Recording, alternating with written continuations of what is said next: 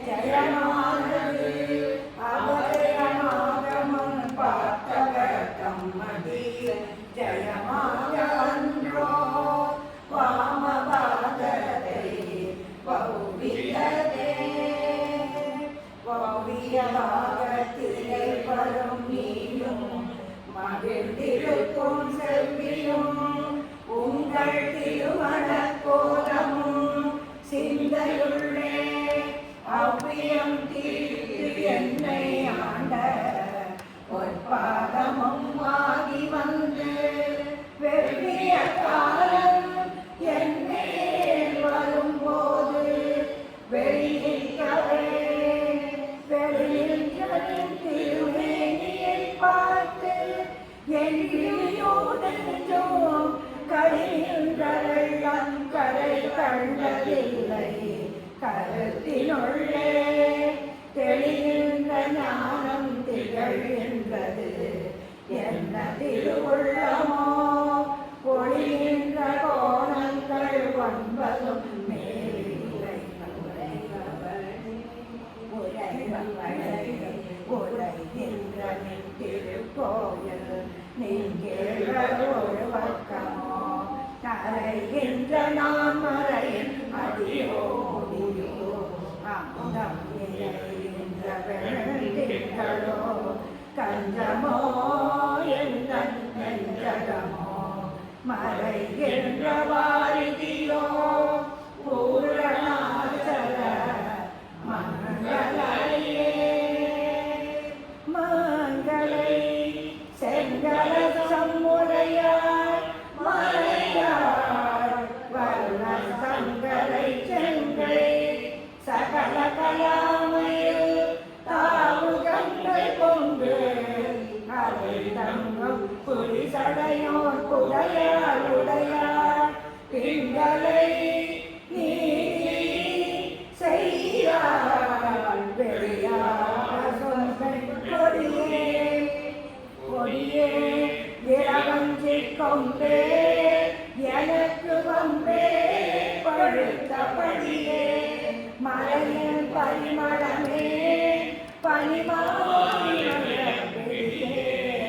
பிரமன் முதலாய தேவரை பெற்ற அம்மே அடியே இறந்து இன்று பிறவாமல் வந்த ஆண்டு கொள்ளேன் மனதின் கோலமல்லாது அந்த கூட்டம் தன்னை விள்ளே பல சமயம் விரும்பே இயன்போ உலகற்குள்ளே அனைத்திற்கும் புறம்பே உள்ளத்தே விளைந்த கள்ளே கழிப்போம் கழியே அரியன் கண்மணியே மணியே மணியின் ஒளியே ஒளியும் மணி குறைந்த அணியே அணியும் அணிக்கடலே அணுகாதவர்க்கு பிணியே பிணிக்கு மருந்தே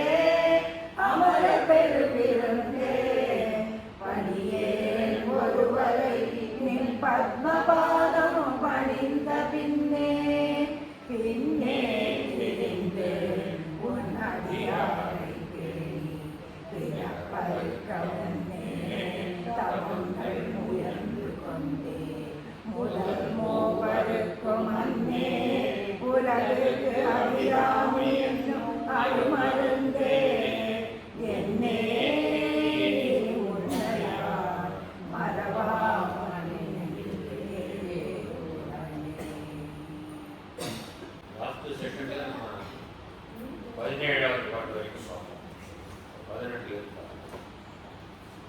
17வது பாட்டில் நம்ம அந்த ஒவ்வியதே அப்படிங்கிறதுக்கு பொருள் பார்த்துட்டோம்.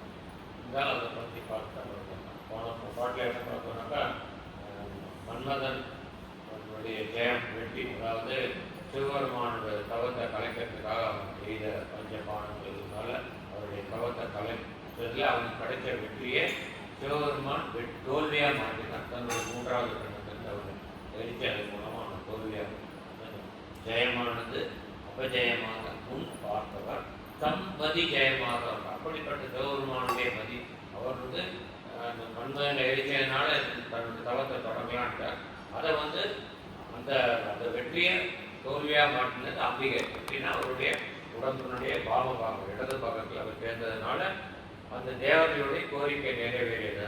சிவன் சக்தி சேர்ந்த அந்த ஏற்று தோன்றக்கூடிய சக்தி தான் அந்த தாரகாசுரன், சூரபத்மன், சிங்கமுகாசுரனுடைய அசுரர்கள் எல்லாம் அழிக்கக்கூடிய சக்தியாக மாறினேன். அதுக்காக இன்னொரு அதுக்கு அழகான நாட்கள் என்னன்னா, நான் சொன்னேன் சிவனுடைய நெற்றிக்கண்ணிலிருந்து அம்பாளுடைய நெற்றிக்கண்ணிலிருந்து தோன்றிய 2 ஜோதி பிழம்புகள் சேர்ந்து முருகன் சொன்னேன். இன்னொரு அழகான நாட்கள் என்ன பார்த்தீங்கன்னா, வாமபாகத்தை ஜெயமாக அன்றோ வாமபாகத்தை வம்மியதேன்னு அப்படின்னா தன்னுடைய அசுரர்களுடைய கோரிக்கையான இந்த முருகப்பெருமானை தோற்றுவிக்கும் இந்த கடலும் தொடங்குவதற்கான இந்த வெற்றியை அம்பாள் தோற்றுவிக்கிறாள். எப்படின்னாக்கா வாமபாகத்தை வவ்வியதுனால அம்பாளும் சிவனும் ஒன்னா சேர்ந்து அந்த அர்த்தநாரீஸ்வரர் அல்ல அர்த்த ஈஸ்வர நாரிங்கிறத உருவம் தோன்றியது.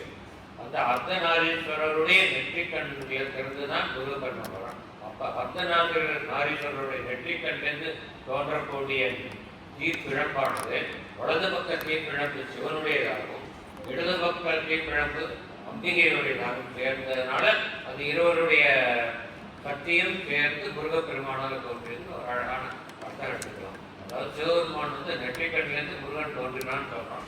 அவர் நெற்றிக்கண்ணை திறக்கும் பொழுது அவர் சிவபெருமானாக இல்லாமல் அர்த்த நாரீஸ்வரராக இருந்தார் அப்படிங்கிறது இங்க அழகாக வாமபாகத்தை ஒப்பியதே அப்படின்னு.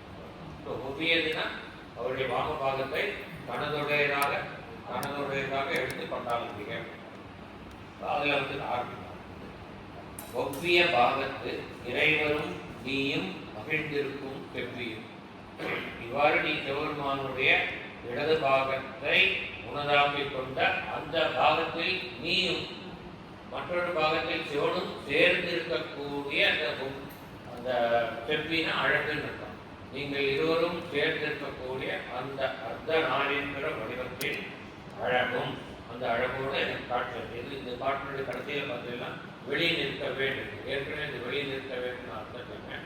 அதாவது எந்த ஒரு இறை ஸ்வரூபத்தையும் நம்ம கோவிலுக்கு அச்சாமூர்த்தியாக பார்க்கணும். அந்த அச்சாமூர்த்தி வெறும் கல்லுனால ஆனதில்லை. கல்லு நினைச்சா கல்லு தான். அது நம்மளுடைய ஆத்மாத்மா நம்ம அதில் மனதை ஒன்றி பார்த்தா அதுக்குள்ளே இருக்கிற அந்த இறைத்தன்மை நமக்கு புறப்படணும். அதுதான் வெளி நிற்க வேணும். உன்னுடைய அச்சாமூர்த்தியிலிருந்து நீ சாட்சாத்காரமாக எனக்கு காட்சி அளிக்க வேண்டும். இது ஏற்கனவே ஒரு பாட்டில் பார்க்கணும். அதே தான் பண்ணுறது. எப்படி வெளியே நிற்கணும் அப்படின்னாக்கா சொல்கிறார். முதல்ல சொல்றதுன்னா ஒவ்விய பாகத்து இறைவரும் நீயும் மகிழ்ந்திருக்கும் செவ்வியும் அப்படின்னா அர்த்தநாரீஸ்வர ஸ்வரூபத்தில் நீ எனக்கு தரிசனம் கொடுக்க வேண்டும். அது நம்பர் 1. அடுத்து நம்பர் 2 என்ன பார்த்தோம்னா உங்கள் திருமண கோலமும் சிவனும் பார்வதி திருமணம் செய்து கொண்ட அந்த காட்சியை காமிக்க வேண்டும். இப்போ திருமணம் செஞ்சுக்கணும்னா 2 பேரும் ஒரு ரூமாக இருக்க முடியாது. சிவன் தனியாக பார்வதி தனியாக மாலை மாற்றி திருமணம் செஞ்சுக்க முடியாது. அதனால முதல்ல சொன்னதில் அர்த்தநாரீஸ்வர ஒரே ரூமாக காட்சி எடுக்கணும். 2வது நீங்கள் தனித்தனியாக சிவன் தனி பார்வதி 2 பேரும் தனித்தனியாக எனக்கு காட்சி கொடுக்க வேண்டும் அப்படிங்கிறது. 3வது என்ன சொல்றாருன்னா சிந்தையுள்ளே அவ்வியம் ஈர்த்து என்னை ஆண்ட பொற்பாதமும் ஆகி வந்து 3வது விதமாக 3 விதத்தில் கருத்து கொடுக்கிறார். அது என்னன்னாக்கா சிந்தையுள்ளே எனது உள்ளத்தில் அவ்வியம்னாக்கா அகங்காரம் மமகாரம் இந்த 2 மனவிகாரங்கள். அகங்காரம் மமகாரம் என்னும் மனவிகாரங்கள். இந்த விகாரங்களுக்கு பேர் தான் அவ்வியம். என் மனதில் உள்ள அகங்காரம் மமகாரம்னு தெரிஞ்சு. அகம்னாக்கா சம்ஸ்கிருதத்தில் நான் பண்ணலாம். மமானா என்னுடைய இதில் சப்தத்தில் வரும். மமானா என்னுடைய அகங்காரம்னாக்கா நான்ங்கிற ஒரு எண்ணம், அதாவது நான் பிறந்த அறிவாளி, நான் பிறந்த பாடகன், இந்த மாதிரி பல விதமான நான் ஒரு சிறந்த செல்வன், அந்தபடி நமக்கு வந்து தன் மேல இருக்கக்கூடிய அந்த மமத்தை அந்த ஒரு தன்மைக்கு பேர் அகங்காரம், நான் இருக்கக்கூடியது. அடுத்தது மமக்காரம்னா என்னுடையது, என்னுடைய மனைவி சிறந்த பாடகி, என்னுடைய மனைவி சிறந்த அழகி, என்னுடைய பிள்ளை சிறந்த படிப்பாளி, சிறந்த ஏதாவது தொழில்கள் அந்த மாதிரி என்னுடையது, என்னுடைய இந்த இல்லம் மிகச்சிறந்த கவனமாக விளங்குகிறது அப்படின்னு நம்ம எது நம்ம சொந்தம் நினைக்கிறோமோ, சொந்தம் இல்லாததெல்லாம் சொந்தம் நினைக்கிறோம். நமக்கு சொந்தமான அந்த ஆன்மாவை நம்முடைய நினைக்க மாட்டேங்கிறோம், அது வேற சமாளிக்கும். ஆனால் அந்த அகங்காரம் மமக்காரம் ரெண்டுமே வந்து நம்ம அஞ்ஞானத்தினால விளையக்கூடியது. அது ஏற்கனவே பல பாடல்களை பார்க்கணும்.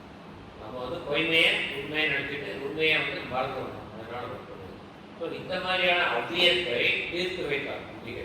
என்னுடைய அகங்காரம் மமக்காரம் என்னும் மன விகாரங்களை தீர்த்து, அதாவது அதை நிவர்த்தி செய்து, அதை ஒழித்து தீர்த்து என்னை ஆட்கொண்ட அம்பிகை. எப்படி ஆட்கொள்கிறோம்னா பொற்பாதமும் ஆகியவர்கள் திருவடி தீட்சை.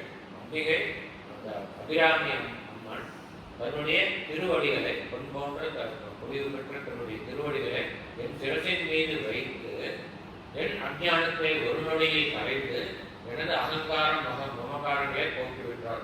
அப்படிப்பட்ட திருவடியோடு நீ வர வேண்டும். 3 விதமா இருக்கிறான். அர்த்த நாரீஸ்வரரா வரணும், அர்த்த ஈஸ்வர நாரியா வரணும், அப்புறம் திருமண கோலத்தோட வரணும். அப்புறம் நீ எந்த பொற்பாதத்தை என்னுடைய சிரஸ் மேல வைத்து திருவடி தீட்சை கொடுத்தாயோ அந்த பொற்பாதத்தோட வந்து எனக்கு காட்சி அளிக்க வேண்டும் அப்படின்னு அம்பிகே நீ எனக்கு காட்சி அளிக்க வேண்டும் சொல்லிவிடலை. எப்படி காட்சி அளிக்கணும்? இதே நம்ம வந்து இன்னொரு பாட்டில் முன்னாடி பார்த்தப்போ 9வது பாட்டு நினைக்கிறேன். அது சொல்ற பேர் அருள்பூர் திருத்தன பாரமும் ஆரமும் செங்கை சிலையும் அம்பும் குருத்தன முரலும் நீயும் மே வந்து என் முன்னிட்டவே.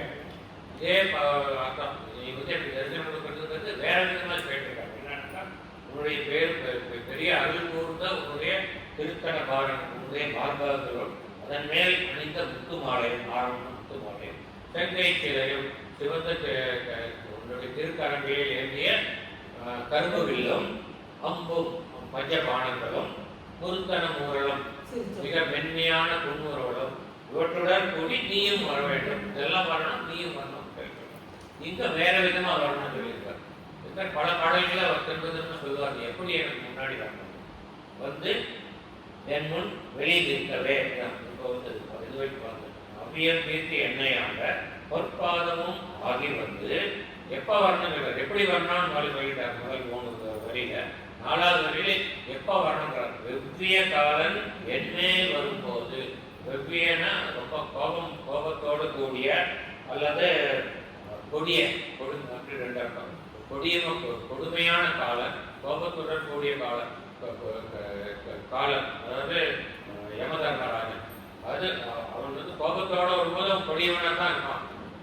கொடியவனா வரும்போது கோபத்தோட தான் இருப்பான், புன்னகை பண்ணிட்டு வரமாட்டான். அப்போ வந்து நம்மளுடைய ஆன்மாவை பறிச்சுட்டு போகணுங்கிற எண்ணம் அவனுக்கு போயிடும். ரொம்ப கருணா சாந்த மூர்த்தியாக இருக்காங்க. அதனால யமன் எப்பவுமே கொடுமையாக தான் வருவான். அதான் உத்திய காலன் என்மேல் வரும்போது வெளியே நிற்கிறோம். எதுக்காக காலம் வரும்போது வரணும்னு சொல்றாங்க. நான் ஏற்கனவே சொல்லியிருக்கேன், நம்மளுடைய அந்திம காலத்துல நம்மளுடைய ஆன்மாவை வந்து உடம்புலேருந்து பறிச்சுட்டு போகிறதுக்காக யாரோ ஒருத்தர் வருவார்.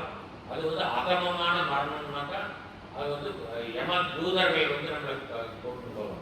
நம்ம வந்து பாவிகளாக இருந்தாக்க நம்மளை யம தூதர்கள் வந்து கூட்டிகிட்டு போய் அதுக்கு தகுந்த இதெல்லாம் நடந்து அதுக்கப்புறம் திரும்ப நம்ம பூமியில அனுப்பி வைக்கிறாங்க. திரும்ப பிறவே எடுக்கிறோம். நம்ம வந்து நிறைய புண்ணியாத்மாக்களாக இருந்தாக்கா நம்மளை ரொம்ப மரியாதையோட யமதர்மனே நேரில் வந்து கூட்டிட்டு போவோம். அதுவும் அதனாலே ஒன்றும் பிரயோஜனம் இல்லை. ஏன்னா யமதர்மன் கூட்டிட்டு போனால் நம்மளை சொர்க்கத்தில் கொஞ்ச நேரம் வாழ வச்சு திரும்ப பூமி தப்பிடும். உத்தமம், அது மத்தியமம். உத்தமமான மரணம் என்னன்னாக்கா நம்மளுடைய இஷ்ட தெய்வம், நம்ம எந்த தெய்வத்தை உபாசிக்கிறோமோ அந்த தெய்வமே நேரில் வந்து யமன் வரத்துக்கு முன்னாடி முந்திட்டு வந்து நம்மளை வந்து தன்னோட ஐக்கியம் பண்ணிக்கணும். அதுதான் உத்தமமான மரணம். அப்போ பிறவி இல்லாத நிலை வரும். இதைத்தான் எல்லாருமே திரும்ப திரும்ப பாடுறோம். காலங்கை படித்து மடியாமல்னு ஒரு திருக்குறள் அழகாக பாட்டு பாடுவார். என்ன பாட்டு வந்து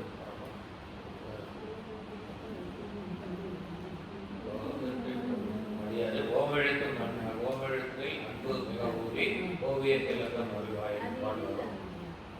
காலத்தை படித்து படியாமல் கால தூதர்கள் அவர்களுடைய கையினால் நாம் படியக்கூடாது. அதுக்கு முன்னாடி முருகா நீ வந்து என்னை ஆட்கொள்ள வேண்டும் அந்த பாட்டில் அது மாதிரி உரிய காலம் என்மேல் வரும்பொழுது வெளி நிற்க வேண்டி உன்னுடைய அச்சாமூர்த்தியிலிருந்து வெளிப்பட்டு எனக்கு தோற்றம் தர வேண்டும் அப்படிங்கிறார். ஏன்னாக்கா இப்போ வந்து நமக்கு வந்து யம தூதர்களோ யமனோ வந்து நம்மளை உயிரை பறிக்கும் பொழுது நமக்கு ஒரு மிருத்யு பயம் வரும், மரண பயம் உண்டாகும். ஏன்னா நமக்கு வந்து இப்போ தெரியக்கூடிய நம்ம டீப் இன்சைட் நமக்கு வந்து அந்த மெமரி இருக்கு. எவ்வளோ ஜென்மங்கள் எடுத்துருக்கோம். அதில் யமதூதர்கள் வந்து நம்மளுடைய ஆவியை கொடுக்கணும்னா அவங்க கொடுமைப்படுத்துவாங்க. அதனால நமக்கு எத்தனையோ உபாதைகள் வழியெல்லாம் தோன்றி இருக்கு. அதனுடைய மெமரி நமக்கு இருக்கு, நம்மளை அறியாமல் இருக்கு. அதனால தான் மரணம்னா எல்லாருமே பயந்துக்கிறாங்க. மரண பயம் போகணும்னு தான் எல்லாம் வேண்டிக்கிறோம். அதனால இந்த யமதூதர் வந்து உயிரை பறிச்சுட்டு போனாக்கா மரண பயம் உண்டாகும். அந்த மரண பயம் தோன்றுவதற்கு முன்பாக நம்முடைய இஷ்ட தெய்வம் வந்து நம்மளை ஆட்கொண்டால் அந்த மரண பயம் நீங்கிவிடும். அதற்காக என்னுடைய மரண பயத்தை போக்குவதற்காக நீ என் முன் தோன்றுவாய். அதான் மிருத்யு மதனின்னு நம்ம வந்து லலிதாசாஸ்திரம் சொல்றோம். மிருத்யு மதனின்னா மரண பயத்தை போக்குபவர். என்மேல் வரும்போது வெளி நிற்கவே. அடுத்த பாடல் பார்க்கலாம். வெளி நின்ற நின் திருமேனியை பார்த்து என் விழியும் நெஞ்சும் களி நின்ற வெள்ளம் கரை கண்டதில்லை.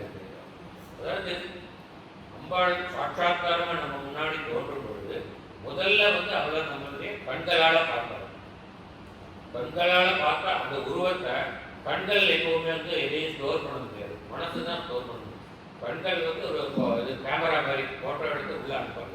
அந்த உருவத்தை என் நெஞ்சு மனது வந்து அப்படியே பதித்து கொண்டது உள்ளது. அதனால முதல்ல எந்த கண்ணால பார்க்குறோம்னா அந்த கண்ணுக்கு பேரானந்தம் கிடைக்காது. அப்படி ஒரு காட்சியை கண்டோம். அப்புறம் அந்த உருவத்தை மனசுல பதிச்சுட்டோம்னா அந்த மனசுக்கு நெஞ்சுக்கு வந்து அற்புதமான பேரானந்தம் கிடைக்கும். அதனால தான் சொல்றார் என் விழியும் நெஞ்சும் களி நின்ற வெள்ளம் கரை கண்டதில்லை. களிக்கு அடைந்த பேரானந்தத்துக்கு ஒரு கரையே இல்லை, எல்லையில்லாத பேரானந்தம் அடைக்க. அது வெள்ளம், அது மகிழ்ச்சி வெள்ளம்ங்கிறார். ஏன்னா இப்போ நம்ம சமுத்திரத்தில் வந்து ஒரு கப்பலில் பிரயாணம் பண்ணுறோம். நடுக்கடலில் போனதுக்கு நம்ம சுற்றி நின்று பார்த்தாக்கா கரையே தெரியாது, எல்லாமே சமுத்திரம் வெறுத்தாரு நீராக தான் தெரியும். அதனால் அந்த கரையே காண முடியாத அளவுக்கு வெள்ளம் நிறைய தெரியாது. அந்த மாதிரி ஒரு மகிழ்ச்சி வெள்ளம். அந்த மகிழ்ச்சிக்கு எல்லைங்கிறத இல்லை, எல்லை இருந்தால் அது ஒரு கரையாக இருக்கும். அந்த மாதிரி இல்லாத மகிழ்ச்சி வெள்ளத்தில் நான் விழுந்தேன். இப்பொழுது உன் திருமேனியை பார்த்ததனால் அப்படிங்கிறார். வெளி நின்ற என் திருமேனியை பார்த்து என் விழியும் நெஞ்சும் களி நின்ற வெள்ளம் கரை கண்டதில்லை அப்படிங்கிறது. கருத்தினுள்ளே தெளிகின்ற ஞானம் திகழ்கின்றது. எப்படி அந்த அம்பாளுடைய சாட்சாத்காரத்தை வந்து கண்ணால பார்த்து மனத்தில் நினைச்சிருப்பேனோ அதுக்கப்புறம் நான் வந்து அந்த அடைஞ்ச அந்த பேரானந்தத்தினால என் மனசு வேற எதையுமே ஈடுபடல.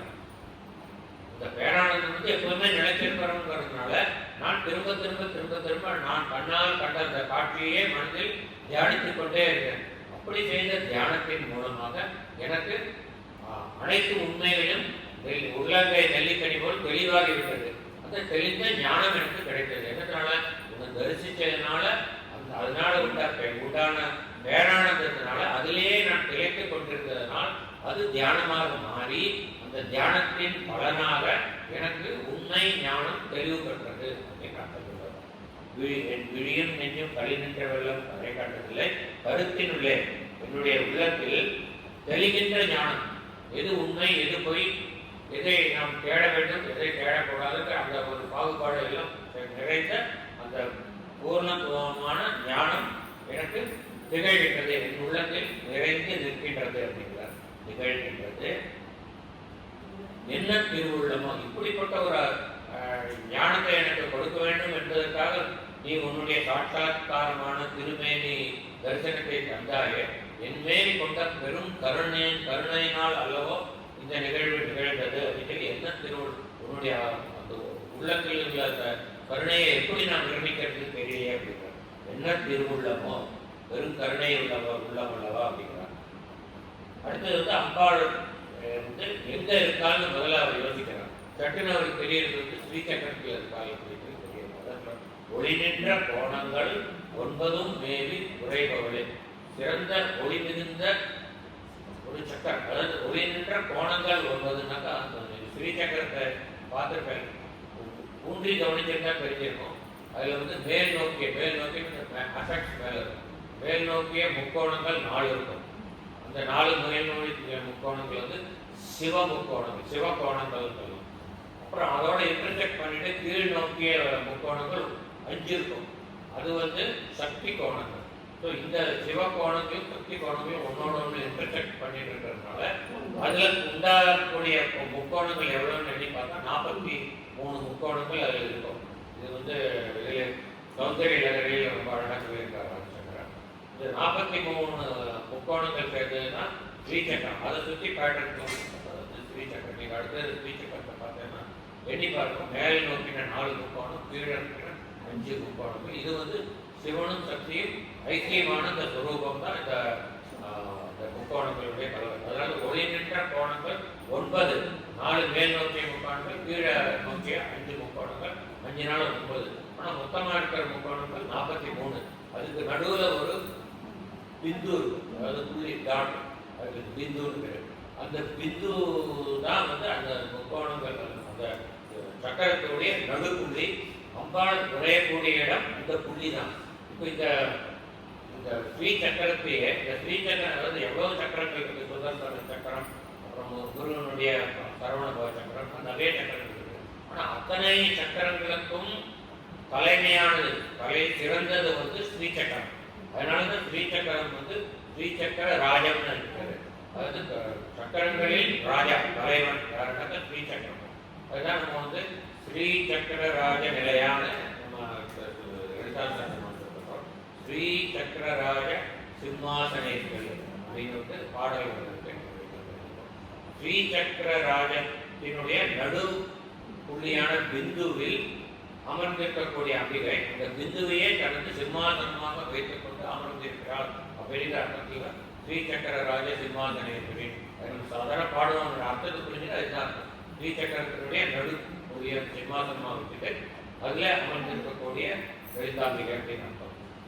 ஸோ அதனால இந்த ஸ்ரீசக்கரத்தையே நம்ம வந்து 2 டைமென்ஷனாக சக்கரத்தை தரையில் வரைஞ்சாக்கா 2 டைமென்ஷனாக இருக்குது. அது ஒன்று சேர்த்து 3 டைமென்ஷன் முப்பரிமாணமாக பண்ணாக்கா அது மேலும் விளையாடுது. நீங்கள் வந்து எந்த ஒரு அம்பாள் கோவிலில் போய் அம்பாளுடைய மூல விக்கிரகத்துக்கு முன்னாடி பார்த்தீங்கன்னா ஒரு மேருமலை இருக்கும். அந்த அம்பாளுக்கு அபிஷேகம் பண்ணும்போது மேருக்கு சேர்த்து அபிஷேகம் பண்ணுவோம். அந்த மேலூரில் நீங்கள் முக்கியமாக அது பால் அபிஷேகம் பண்ணும்போது பார்த்தீங்கன்னா அது நல்லா கிளியராக தெரியும். அதில் வந்து முக்கோணம் அதாவது ஸ்டெப் பை ஸ்டெப்பாக இருக்கும். ஒவ்வொரு ஸ்டெப்லையும் முக்கோணங்கள் இருக்கும். அந்த முக்கோணங்களை வந்து எண்ணினா 43 இருக்கும். நமக்கு கர்ப்பகிரகத்தில் போய் எண்ண முடியாது, அர்ச்சகர்களுக்கு எண்ண முடியாது. எண்ணி பார்த்தா 43 முக்கோணங்கள் இருக்கும்.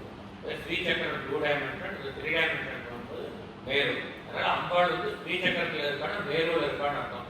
அது ஸ்ரீசக்கரத்துடைய நடு பிந்துவில் அம்பாள் இருக்கானா இந்த மேலு ஆகும்போது மேலோட உச்சி, மலையோட உச்சி தான் அந்த புள்ளி. அந்த உச்சியில தான் அம்பாளுடைய சிம்மாசனம் இருக்கு. அதனால ரொம்ப அழகா வந்து இவர் வந்து ஸ்ரீசக்கரத்தில் இவர் வந்து சக்தி உபாசகர், ஸ்ரீவித்யா தீட்சை பெற்றுட்டு உபாசனம் பண்றாரு. அதனால அவருக்கு வந்து அந்த ஸ்ரீசக்கரத்துடைய மகிமை, அந்த மேல்மலையோட மகிமை நல்லா தெரியும். அதுதான் இதுல ரொம்ப அழகா சொல்லியிருக்காங்க. திரும்ப பல பாடல்களில் வரப்படுது. அதுல ஒளி நின்ற கோணங்கள் 9 மேவி உரைபவளே. ஏற்கனவே இந்த உரைதல் நான் அர்த்தம் சொல்லியிருக்கேன். அதாவது இப்போ இதுல கூட பார்த்தோம், கிளியே இளைஞர் மனத்தை கிடந்து கிளர்ந்து உடைய கிடந்துனாக்கா படுத்துதுன்னு இருக்கும். அது நின்றும் ஒரு பாட்டில் பார்த்தோம், நின்றும் நடந்தும் இருந்தும் கிடந்தும்னு வரும். ஸோ நிற்கிறதுனால சீக்கிரம் ஓடி போயிடணும். நம்ம மனத்தில் வந்து அம்மா நிற்கிறான்னு கட்டுன்னு ஓடி போயிடுவான். அது மாதிரி உட்காந்துருந்தாலும் எழுந்து போக முடியும். அது மாதிரி நடந்துட்டு இருந்தால் ஈஸியாக போயிடுவான். ஆனால் படுத்துட்டாக்கா எழுந்திருக்கிறது கொஞ்சம் கஷ்டம். அதனால கிடந்தும் வந்து பர்மனண்டாக இருக்காங்க.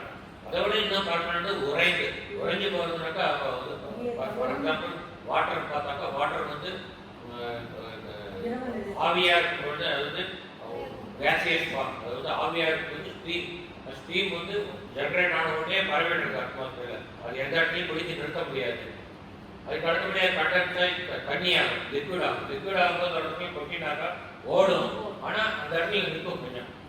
அது வந்து அதை விட ஆவியை விட கொஞ்சம் இருக்கக்கூடியது. ஆனால் அது உறைஞ்சி போய் பனியாச்சுன்னா வச்சா அங்கேயே தான் இருக்கும். அது உறைஞ்சி அந்த உறைஞ்சி போனது வந்து அப்படியே உறைந்த நிலையில இருக்கக்கூடிய வச்சு அதே இருக்கும். அது ஊருக்கு போகாமல். அதனால உரைபவன்னாக்கா அங்கே நிலையாக நிற்பவர்னு அர்த்தம் புரிஞ்சுக்கணும். அந்த ஒவ்வொரு வார்த்தைக்கும் ரொம்ப அழகாக தான் யோசிச்சு தான் போட்டிருக்காரு. யோசிச்சு அவர் தானாக வந்து அதை அதனால என்ன உரைபவளே அப்படின்னா இருப்பவளேன்னு சொல்ல வேணும்னா சொல்லி உரைபவளேன்னு அங்கேயே நிலையாக வாசம் செய்யக்கூடியவளே, வேறு மலையில் நிலையாக வாசம் செய்யக்கூடியவளே, ஸ்ரீசக்கர ராஜ்யத்தில் நிலையாக வாசம் செய்யக்கூடியவளே அர்த்தம். உரை என்பதும் மேவி உரைபவளே. அடுத்த பாடல் பார்க்கலாம். உரை இப்போ வந்து ஸ்ரீசக்கரத்தில் இருக்கான்னு சொன்னார். அப்புறம் ஒரு தோணி இருக்கு, அப்பா வேறங்கெல்லாம் இருப்பான் அப்படின்னு யோசிக்கிறேன். அது அடுத்த பாட்டில் வருது. உரைகின்ற நின் திருக்கோவில், நீ நிரந்தரமாக வாசம் செய்யக்கூடிய உனது வாசஸ்தலங்கள், உன்னுடைய கோவில், அப்பாவுடைய வாசஸ்தலங்களை நம்ம கோவில்னு சொல்லுவோம். அது அவருடைய வாசஸ்தலம். உன்னுடைய வாசஸ்தலங்கள் என்னென்ன அப்படின்னு யோசிக்கிறேன். நின் திருக்கோயில், நின் கேழ்வர் ஒரு பக்கமும் ஒரு கேள்வி. நின் கேழ்வர்னா உன்னுடைய உறவினரான சிவபெருமான், அவருடைய ஒரு பக்கத்தில் இருக்கையோ நீ, அவருடைய இடது பக்கத்தில் அடுத்த ஈஸ்வர நாரியா இருக்கையோ அப்படின்னு கேட்கிறேன். அது ஒரு இடம், அம்பாள் இருக்கக்கூடிய இடம். அதை மனசுக்குள்ள கேட்டுக்கிறேன். நீ ஒருவேளை நீ அர்த்த நாரீஸ்வரா இருக்கியோ, இல்லை அங்கே மட்டும் இல்லை, நீ வேற எல்லா இடத்துலையும் இருக்கேன். இது வந்து நம்ம ஏற்கனவே ஒரு பாட்டு 2வது பாட்டில் பார்த்துருக்கோம்.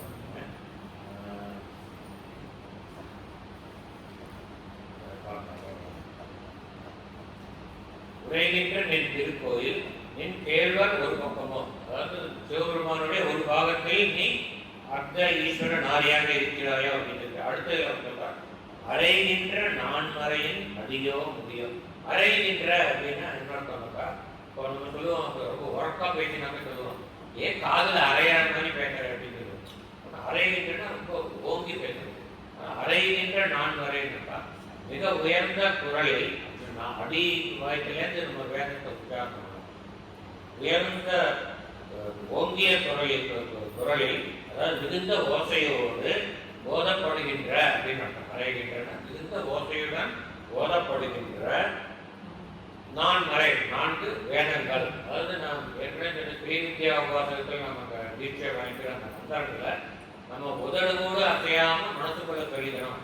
நம்ம மந்திரம் உச்சாரணம் பண்ணுறது யாருக்குமே கேட்கக்கூடாது. நமக்கும் கூட வெளியில் காதால கேட்கக்கூடாது, மனசுக்குள்ள தான் கேட்கணும். அதுக்கு உதாரணம் சொன்னேன் காயத்ரி. அதுவும் வந்து அம்பிகை காயத்ரி தேவி உபாசனை உதடு அசையாமல் தான் காயத்ரி மந்திரத்தை ஜெபிக்கணும்னு பார்க்கணும். அதுக்கு முற்றிலும் வித்தியாசமானது வேதம்.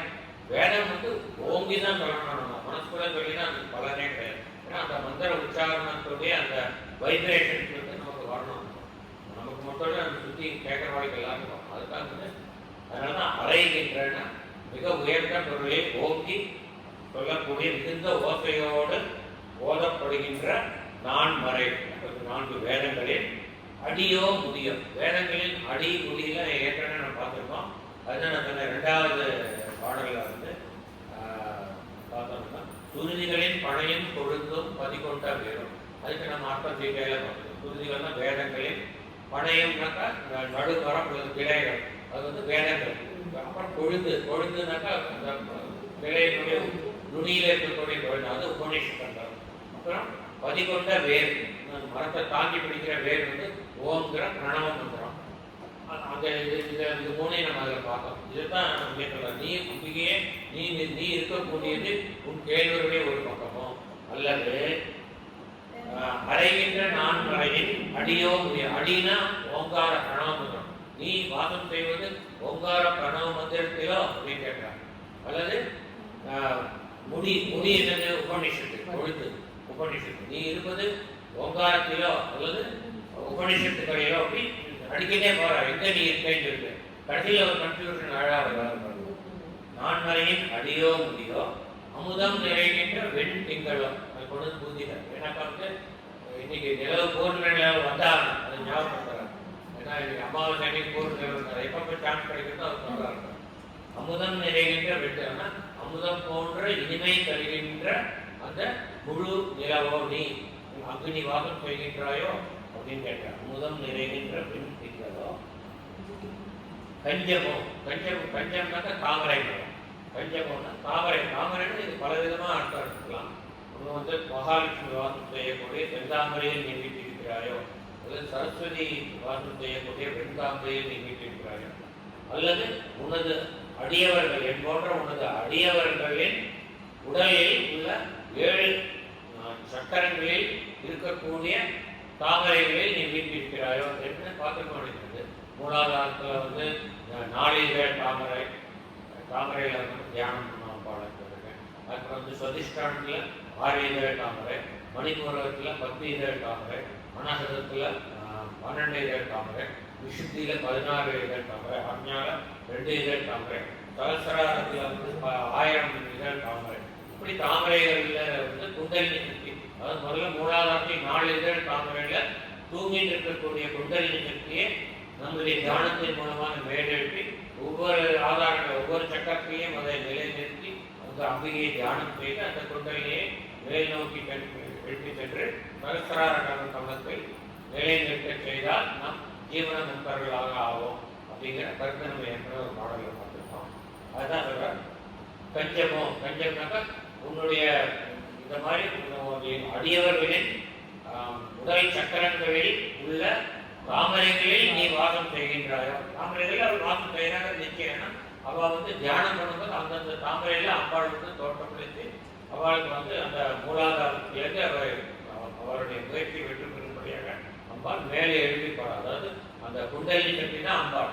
அதான் நம்ம இதிலேயே வந்திருக்காரு சாசனத்தில் குண்டலினி சக்தி தான் எழுதா தேவி ஸோ அந்த குண்டலினி சக்தியாகிய அம்பிகை மூலாதாரத்திலிருந்து தன்னை தியானிக்கும் உபாசகர்களின் உடலில் உள்ள மூலாதார சக்கரத்திலிருந்து கிளம்பி ஒவ்வொரு சக்கரமாக சென்று சகசிரார கமலத்தில் நிலை கொள்கிறாள் அப்படிங்கிறது தத்துவம். அதனால் சொல்ற கஞ்சமோ, நீ நின் உடலில் உள்ள சக்கரங்களில் வீட்டிருக்கும் சக்கரங்களில் உள்ள தாமரையில் வீட்டிருக்கிறாயோ அப்படின்னு. கஞ்சமோ எந்த நெஞ்சகமோ, என்னுடைய மனதில் என்றும் குடிகொண்டிருக்கிறார். அதை அவர் சொல்லிக்கிறார். இந்த நெஞ்சகமோ அப்படிங்கிறது. மறைகின்ற வாரிதியோ, வாரிதினா கடல் அர்த்தம். மறைகின்ற வாரிதினா என்ன அர்த்தம்னா அனைத்தையும் தனக்குள்ளே மறைத்து வைத்திருக்கக்கூடிய கடலாகிய பார்க்கடலோ. பார்க்கடலில் ஏன்னா நம்ம ஏற்கனவே சொல்லியிருக்கேன், அம்பாள் வந்து மகாவிஷ்ணுவோட அம்சம். மகாவிஷ்ணுவோட சகோதரின்னு சொல்றது அது வந்து லிமிடெட் சென்ஸில். ஏன்னா பார்வதி அம்பாள் வந்து பார்வதியாக வந்தப்போ அவள் வந்து லிங்கத்தை பிடிக்கும் பொழுது நம்ம இந்திரன் வந்து அந்த அவருடைய பூஜையை கலைக்கிறதுக்கு வேண்டி வாயு பகவான் அனுப்பிச்சு வருண பகவானே அனுப்பிச்சு அந்த லிங்கம் வந்து உடஞ்சி போகிற மாதிரி பண்ணிகிட்டே இருக்கா. அப்போ மகாவிஷ்ணு வந்து அவளுடைய தன்னுடைய சகோதரியாக வலித்து அவளுக்கு ஒரு லிங்கத்தை செஞ்சு கொடுத்து இது வந்து உடையாமல் இருக்கும், இதில் நீ தியானம் பண்ணி சொல்லி கொடுக்குறாங்க. அப்போ வந்து அவர் தன்னுடைய சகோதரி எடுக்கிறாங்க. அதனால் சகோதரி சொல்லலாம். மற்றபடிக்கு அம்பாள் வந்து மகாவிஷ்ணுவோட பெண் வடிவம் அப்படின்னு ஒரு அருமையான கருத்து இருக்கு. அதனால வந்து எதுக்காக வந்து மறைகின்ற வாரிதினாக்கா பார்க்கடல் அர்த்தம். அனைத்தையும் தன்னுள் மறைத்து வைத்திருக்கக்கூடிய பார்க்கடல். பார்க்கடலில் நீ வாசம் செய்கிறான்னு என்ன சொன்னாங்க, பார்க்கடல்ல வாசம் செய்யறது மகாவிஷ்ணு. அதனால அம்பாளை மகாவிஷ்ணுவா இதை பார்க்கறாங்க. அதனால அனைத்தையும் மறைத்து வைத்திருக்கிற பார்க்கடல். என்னெல்லாம் மறைத்து வைத்திருக்கிறது, அந்த மறைத்து வைத்திருந்த அனைத்தும் அதில் பெரும்பாலானவை அந்த சமுத்திரத்தை கடைந்த பொழுது அது வெளித்தோன்றின அவைகள். அதாவது வைராவணம் வகையான வந்தது பல அற்புதமான விஷயங்கள் வந்து அதெல்லாம் தேவர்கள் எடுத்துருக்காங்க. உச்சிஸ்ரவங்கிற அந்த குதிரை வந்தப்போ அசுரர் எடுத்துருக்காங்க. அப்புறம் மகாலட்சுமியா இருந்து வந்தப்போ அவர் வந்து மகாவிஷ்ணுவை ஸ்வீகரித்திருக்கார். அடுத்தபடியா வந்து அதுக்கு முன்னாடியே முதல்லையே வந்து ஆழகால விஷயம் அது வந்தோடனே சிவபெருமான் ஸ்வீகரிச்சுட்டு தன்னுடைய தொண்டையில நிற்க வச்சுக்கிறார். அப்புறம் கடைசியில் அமிர்தம் வருது, அதை வந்து தேவர்கள் இருக்கிறார். மகாவிஷ்ணு வந்து தேவர்கள் கொடுக்குறார். இந்த மாதிரி அத்தனையும் வந்து பார்க்கடலுக்குள்ள இருக்குது. அதை கடையில வரைக்கும் யாருக்கும் தெரியாது இதெல்லாம் இருக்குது. கடைஞ்சாலும் ஒவ்வொன்றா வருது. அதனால மறைகின்ற வார்த்தைங்கிறார். அனைத்தையும் தன்னுள்ளே மறைத்து வைத்திருக்கக்கூடிய பார்க்கடலில் நீ வாசம் செய்கின்றாயோ அப்படின்னு புலவன் சொல்லிட்டு கடைசியில் ஒரு வார்த்தை போட்டாங்க பூரணா அப்படிங்கிறார். அம்பாள் அப்படியே நான் என்ன இப்படியெல்லாம் யோசிக்கிறேன், இது கொஞ்சம் கூட அறிவே இல்லாமல் யோசிக்கிறேன். நீ எல்லை இல்லாதவள்ங்கிறது எல்லாருக்குமே தெரியும். இந்த எல்லை இல்லாத இந்த ஜெகத்தை படைத்தவள், பரிபூர்ணமான இந்த ஜெகத்து பூர்ணமானது. ஏன்னா இதுக்கு எல்லையே கிடையாது, எல்லை இல்லாதது பூர்ணம் இல்லையா? ஸோ இந்த ஜெகத்துக்கு எல்லையே இல்லைங்கிறது நமக்கு எல்லாம் தெரியும். எவ்வளோ இந்த மாடர்ன் சயின்ஸ்லேருந்து எவ்வளோ டெலிஸ்கோப் இன்னும் போய் இல்லை ஸ்பேஸ் ஸ்டேஷனில் போய் நின்று அங்கெல்லாம் பார்த்தாலும் போயிட்டே இருக்கிற இதுதான் எண்ட் ஆஃப் த யூனிவர்ஸ்னு சொல்ல முடியல. அது மாதிரி மல்டிபிள் யூனிவர்ஸ்னு ஒரு தியரி இருக்குது. இந்த யூனிவர்ஸுக்கு அப்புறம் இன்னொரு யூனிவர்ஸ் பில்லியன்ஸ் ஆஃப் யூனிவர்சஸ் இருக்குன்னு அப்படி ஒரு தியரி இருக்குது. ஸோ அதனால் எல்லையே இல்லாததுன்னா பரிபூர்ணமானது. பரிபூர்ணமான இந்த ஜெகத்தை படைத்த நீ அந்த ஜெகத்தை முழுவதும் நிறைந்திருந்து அதற்கு வெளியிலும் இருக்கிறான் அப்படின்னு நீ பரிபூர்ணமானவள் தானே. அப்படி இருக்கும்போது ஒன்று நீ இங்கே இருக்கியா அங்கே இருக்கியா இங்கே இருக்கியான்னு நான் கேட்டுக்கிறது எவ்வளவு அறிவீனம் அப்படிங்கிறது எனக்கு புரியட்டமா. நீ பூரணம், நீ பரிபூர்ணமானவள் அப்படின்னு சொல்லி முடிக்கிறார். இதை தான் நம்ம அழகாக வேத மந்திரம் ரொம்ப அழகாக சொல்லியிருக்கு. பூர்ணமதம் பூர்ணமிதம் பூர்ணாத் பூர்ணமுதச்யதே பூர்ணஸ்ய பூர்ணமாதாய பூர்ணமேவ அவசிஷ்யதே. பூர்ணமேவ அவசிஷ்யதே சொல்லுவோம், பூர்ணமேவ அவசிஷ்யதேங்கிறது சொல்லுவோம். என்னன்னா லேட்டர் பார்ட் பண்ணணும். பூர்ணாத் பூர்ணம் உதச்சதே அப்படின்னா பரிபூர்ணத்திலிருந்து பரிபூர்ணம் தோன்றியதுன்னு அர்த்தம். பரிபூர்ணமான இந்த ஆதி பராசக்தியிலிருந்து பரிபூர்ணமான இந்த ஜெகத்து தோன்றியது அப்படிங்கிறது அர்த்தம். வேதமந்திரம் சொல்லியது. அடுத்தது ரொம்ப அழகானது. பூர்ணஸ்ய பூர்ணம் ஆதாய பூர்ணமேவ அவசிஷ்யதே. அந்த பரிபூர்ணமான அந்த ஆதி பராசக்தியிலிருந்து பரிபூர்ணமான இந்த ஜெகத்தை பிரித்து எடுத்த பிறகு மிச்சம் என்பது பரிபூர்ணம். அதாவது இப்போ 10லேருந்து 10 கழிச்சால் சைபர் கிராம், கோடியிலேருந்து கோடியை கழிச்சால் சைபர், பில்லியன்லேருந்து பில்லியனை கழிச்சால் சைபர், இதெல்லாம் சொல்ல முடியும். ஆனால் பரிபூர்ணத்திலிருந்து பரிபூர்ணத்தை கழிச்சா பரிபூர்ணம் தான் இல்லை. இதை நம்ம வேதத்தில் எவ்வளோ ஆயிரக்கணக்கான வருஷங்கள் முன்னாடி சொல்லியிருக்காங்க. இப்போ மாடர்ன் சயின்ஸ் அதையே சொல்லிட்டு இருக்கா. மேத்தமெட்டிக்கில் infinity minus infinity is equal to infinity அப்படின்னு இவ புதுசாக எல்லாம் கண்டுபிடிச்ச மாதிரி சொல்லுது. இது வேதத்தில் எப்போது நடந்தது? அதாவது ஒரு ஃபைனைட் நம்பர்லேருந்து அதே நம்பரை கழிச்சாக்கா சைபர் ஒன்று எடுத்தாங்க. ஆனால் இன்ஃபினிட்டியிலேருந்து இன்ஃபினிட்டி எடுத்தால் இன்ஃபினிட்டி தான் இருக்கும். அதுதான் பூர்ணத்திய பூர்ணமாதாய பூர்ணமேவ அவசிஷ்யதேங்கிற மாதிரி அம்பாள் ஏன்னா சில பேர் கேட்பா, பரிபூர்ணமான அம்பாள் தண்ணிலேருந்து பரிபூர்ணமான இந்த ஜெகத்தை படைச்சாச்சுன்னா அப்போ அவர்கிட்ட ஒன்றுமே இல்லையா வேண்டாம், எம்டியாக எம்டி கிடையாது. மாடர்ன் சயின்ஸ் சொல்றது எம்டி இல்லை. Infinity minus infinity still infinity. அதனால் அவ பரிபூர்ணமாக தான் என்னைக்கு இருக்கா, பரிபூர்ணம். அதனால பூரணம் இருக்கா. அடுத்தது அச்சல. பூர்ணா அச்சலன்னா கலனம் இல்லாதவள், அதாவது மாறுதல்கள் இல்லாதவள் அப்படின்னு அர்த்தம். அதாவது அவள் படைத்த இந்த ஜெகத் அனைத்தும் மாறுதல்களுக்கு உட்பட்டு கொண்டே இருக்கின்றன. அதாவது changes the only unchanging changes the only unchanged அப்படின்னு சொல்றது. அதாவது மாறுதல் ஒன்றே மாறாமல் இருப்பது. இது நம்மளுடைய கண்ணுக்கு தெரியுது, இந்த ஜெகத்துக்கு தான் பொருத்தம். ஆனா இந்த ஜெகத்தை படைத்த அந்த அம்பிகை மாறாதவள். ஏன்னா எதுக்கு மாறுதல் உண்டுன்னா குணங்களுக்கு தான் மாறுதல் உண்டு. நான் ஏற்கனவே சொல்லிருக்கேன், நிர்குண பரபிரமம் அதுலேருந்து சகுண பரபிரமம் அதுலேருந்து ஜெகத் உண்டாங்க. நிர்குண பரபிரமம் ஆதி பராசக்தி. அவருக்கு குணமே இல்லாததனால் மாறுதல் இல்லாதவள் அப்படின்னு அழகாக அர்த்தம். பூரண அச்சல மங்களையே. மங்களம்னா மங்களம் நிறைந்தவள், மங்களங்கள் உண்டாக்குபவள், அனைவருக்கும் அனைத்து காலத்திலும் மங்களங்களையே தருபவள். அது மாதிரி தன்னை ஆராதிக்கும் பெண்களுக்கு நித்திய சௌமங்கல்யத்தை தருபவள் அப்படின்னு பல அர்த்தங்கள் இருக்கலாம். மங்களையே அடுத்த பாடுகிறோம். மங்கலை மங்கலைக்கு நம்ம அர்த்தம் பாடுகிறோம். என்றும் மங்களமாக இருக்கும், மங்களம் தருபவள். அடுத்தது இது பிரிண்டிங் செங்கலைன்னு இருக்கு, அதை மாற்றிக்கணும். செங்கலை செங்கலசம் முளையார். சிவந்த கலசம், அதாவது சிவந்த கலசம்னாக்கா நம்ம தாமரம் எடுத்துக்கலாம். தாமர கலசம் போன்று அழகான முளைகளை உடையவளே. செங்கலசம் முளையார். மலையார் இமயமலையில் தோன்றியவள். இமவான் பெற்ற பேரனங்கேன்ற பாடல். இமவானுக்கு பிறந்த பார்வதியாக பிறந்த பெண்ணே இருப்பான். ஆதிபராசக்தி வந்து எல்லையே இல்லாதவனா பார்வதி பிறப்பு அடைந்தவன் ஏற்கனவே நான் சொல்லியிருக்கேன். ஏன்னா சதியா இருந்து அவர் வந்து தட்சனுடைய யாகத்துல தன்னை அர்ப்பணிச்சுட்டு திரும்ப வந்து பார்வதியா பிறக்கிறான். அதனால மலையால் அப்படிங்கிறார். இமவான் பெற்றெடுத்த பேரனங்கு.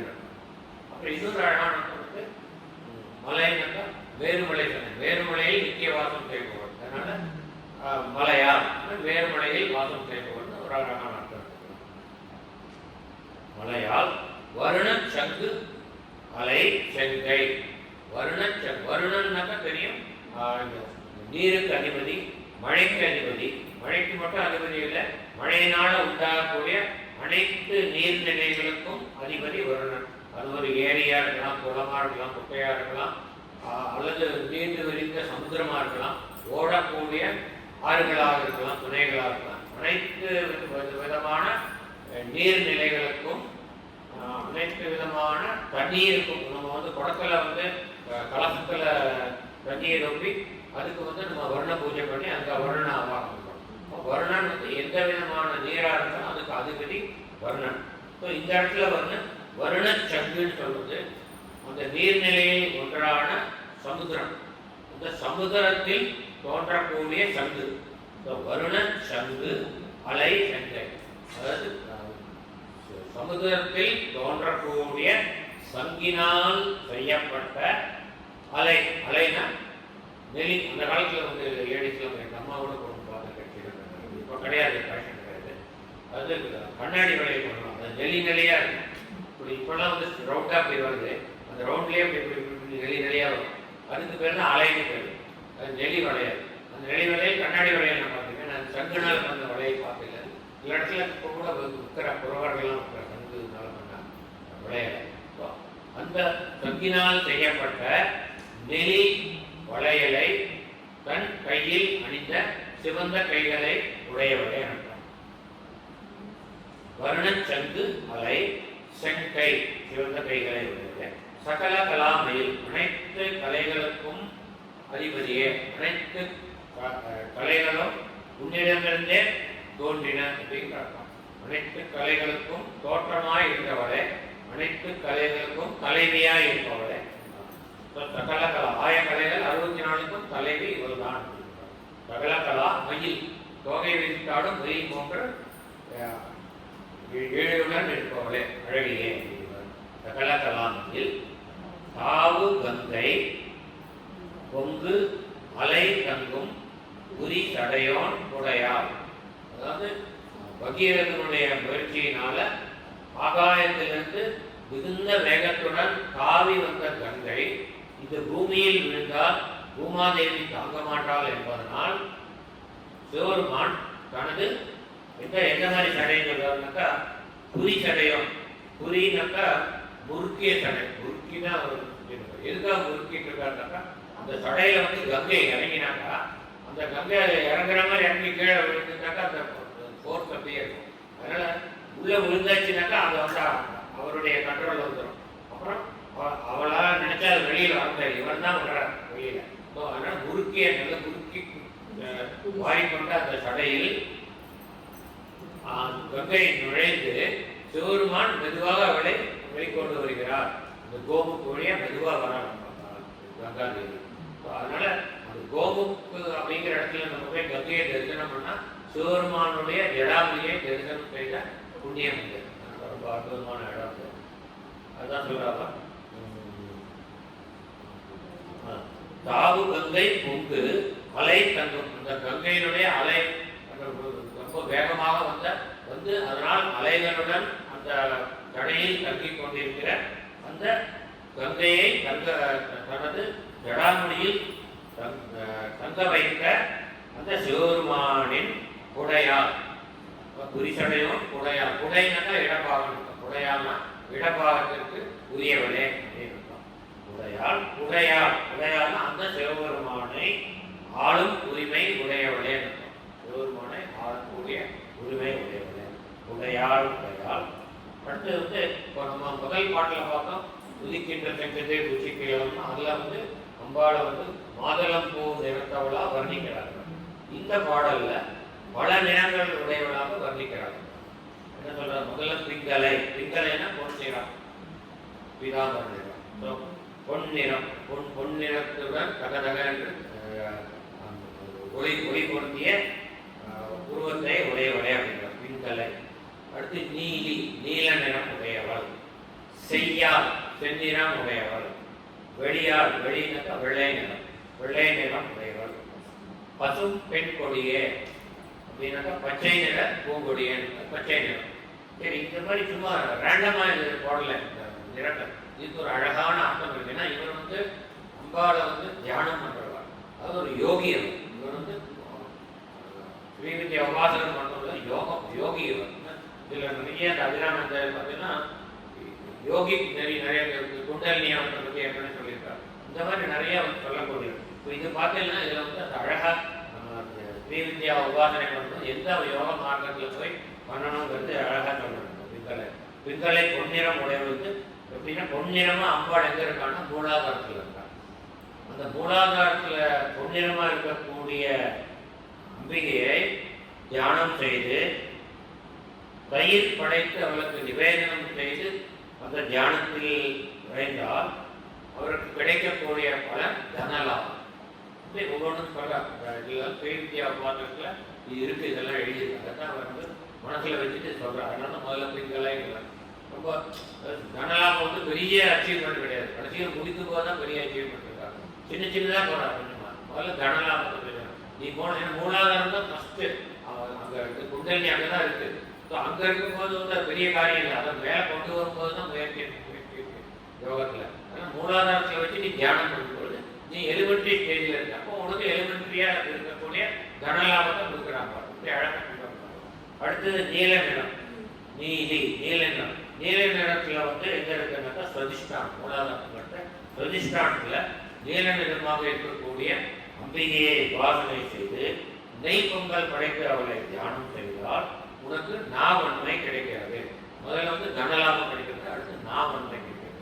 ரெண்டாவது மூணாவது ஸ்டேஜ் வந்து செய்யாள், செந்நிறம் அடைவர். அது மணிப்பூரம். மூலாதாரம் பிரதிஷ்டானம் மணிப்பூரம். மணிப்பூரகத்தில் செந்நிறத்துடன் இருக்கக்கூடிய அம்பிகையை அந்த 10 இதழ் தாமரையில் வைத்து நீ தியானம் செய்து பாயசம் நிவேதனம் செய்து அவள் மீது மனம் நிலைநிறுத்தி தியானம் செய்தால் உனக்கு கிடைக்கக்கூடியது உடல் வசீகரம். ஒரு வசீகரமான உடல் தோற்றம் கிடைக்கிறது. மூணாவது. அடுத்தது நாலாவது வந்து கொஞ்சம் ஆர்டர் மாறிட்டார். இந்த மணிப்பூரத்துக்கு அப்புறம் அநாகதம் வரும். அநாகதம் இல்லாமல் அடுத்து ஆக்ஞாக்கு வந்து கடைசியில் அநாகத்துக்கு வர்றார். அதுக்கு ஒரு காரணம் இருக்கு. அடுத்தது வந்து ஆக்ஞா சக்கரத்தில் தான் வெள்ளை நிறத்தில் இருக்கார். ஆக்ஞாங்கிறது இங்கே இருக்கு, வெற்றி போடலாம். அங்கே வந்து வெள்ளை நிறத்தில் இருக்கக்கூடிய அம்பிகை ஆக்ஞா சக்கரத்தில் பாதிப்பருக்கு பொங்கல் நிவேதனம் செய்து அவளை அங்கு தியானித்தால் உனக்கு கவித்துவம் கிடைக்கும். முதல்ல நாவன்மை, முதல்ல தனம், அப்புறம் நாவன்மை, வசீகரம், கவித்துவம் உனக்கு கிடைக்கும் அப்படின்னு சொல்லி அதான் அது ஆக்ஞா சக்கரம். அதுக்கப்புறம் திரும்ப அநாகதத்துக்கு இறங்கி வரும். கடைசியில் அநாகதத்தில் பச்சை நிறம். எதுக்காக அநாகதத்தில் பச்சை நிறம் சொல்றாங்கன்னா ஒவ்வொன்றும் வந்து ஒவ்வொரு இறைவனுக்கான இது. மூலாதாரத்தில் வந்து நம்ம விநாயகரை பிடிக்கணும். அது மாதிரி ஒவ்வொன்று வரிசையாக சண்மதம் வரிசையாக வரும். இங்கே அநாகதத்தில் விஷுத்தி வந்து சிவனுக்கு உண்டாடுறா. அதனால நீலக்கண்ணன் விஷம் அங்கே இருக்கிறதுல விஷுத்தின்னு பேர். அது வந்து சிவனுக்கு உண்டாடும். ஆக்ஞா சக்கரம் வந்து அம்பாளுக்குள்ள இடம். அப்புறம் வந்து சகசிராரம் வந்து முருகனுக்கு உண்டான இடம். அதுக்கு மேலே ஒரு அடி தள்ளி போனால் அது வந்து சூரியனுக்கு உண்டாடுது. சண்மதத்தில் வந்து சௌரம்னு ஒன்று உண்டு. கடைசியில் அது வந்து சூரிய உபாசனைக்கு. ஸோ இதை பற்றி நம்ம ரொம்ப போக வேண்டாம்.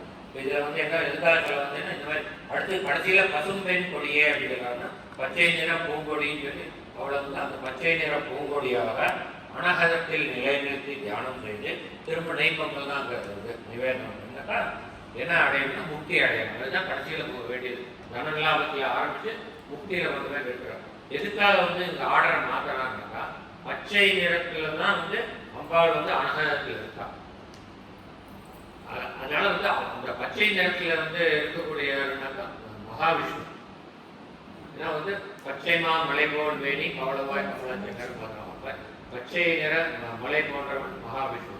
அந்த அம்பாள் வந்து மகாவிஷ்ணுவுடைய பெண் உருவம் ஆனதுனால அவளை வந்து பச்சை நிறத்தில் மகாவிஷ்ணுவா தியானம் பண்ணினாக்கா நீ முக்தி அடையலாம். இங்கே கொண்டு வந்து நிறுத்துறான், இங்கே நிறுத்தாம இங்கே நிறுத்துறான். அதனால இந்த ஆர்டர் ஏன் இந்த மாதிரி வித்தியாசமா இருக்குன்னு நம்ம யோசிக்க வேண்டாம்.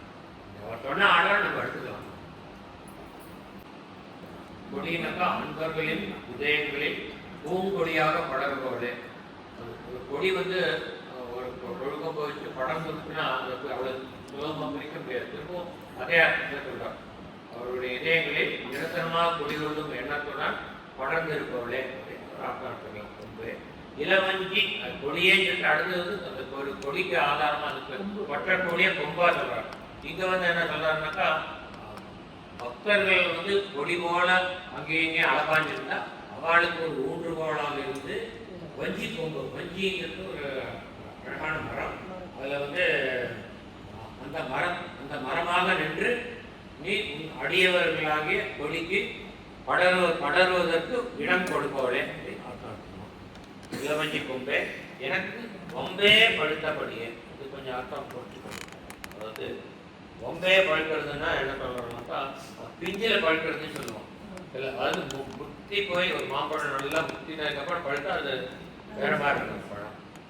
பிஞ்சிலேயே பழுக்கிறதுனாக்கா நம்ம வந்து அதை வெம்பி போச்சுன்னு சொல்லுவோம்.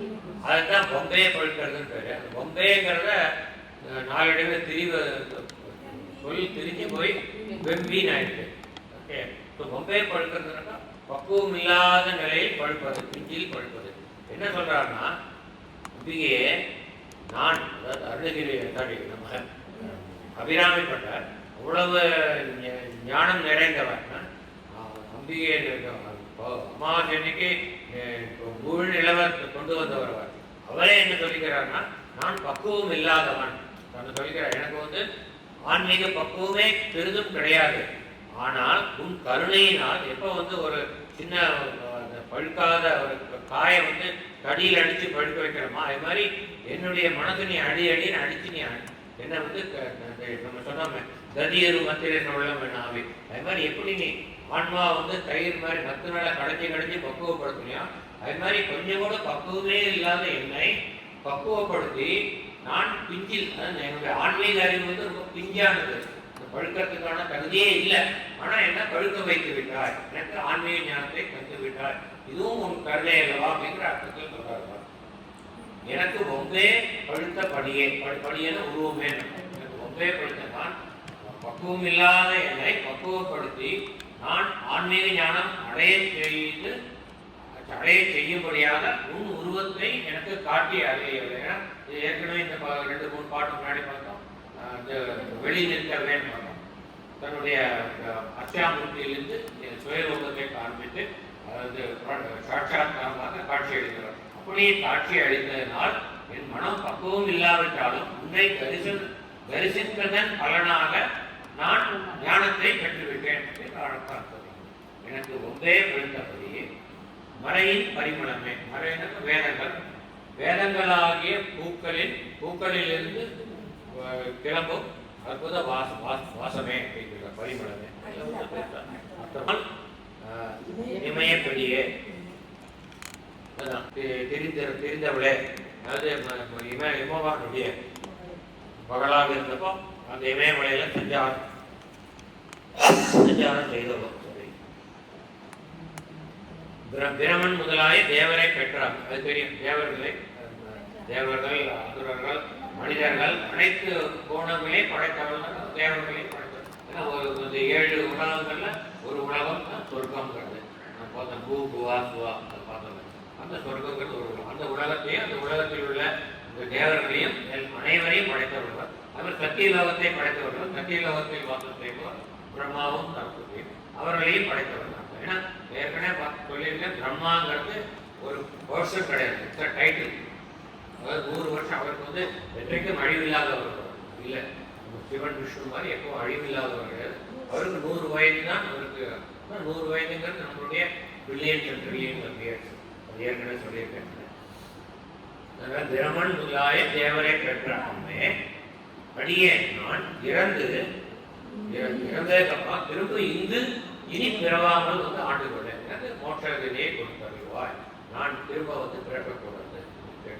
விரிவான பார்க்கலாம். ஆதிபராசக்திக்கு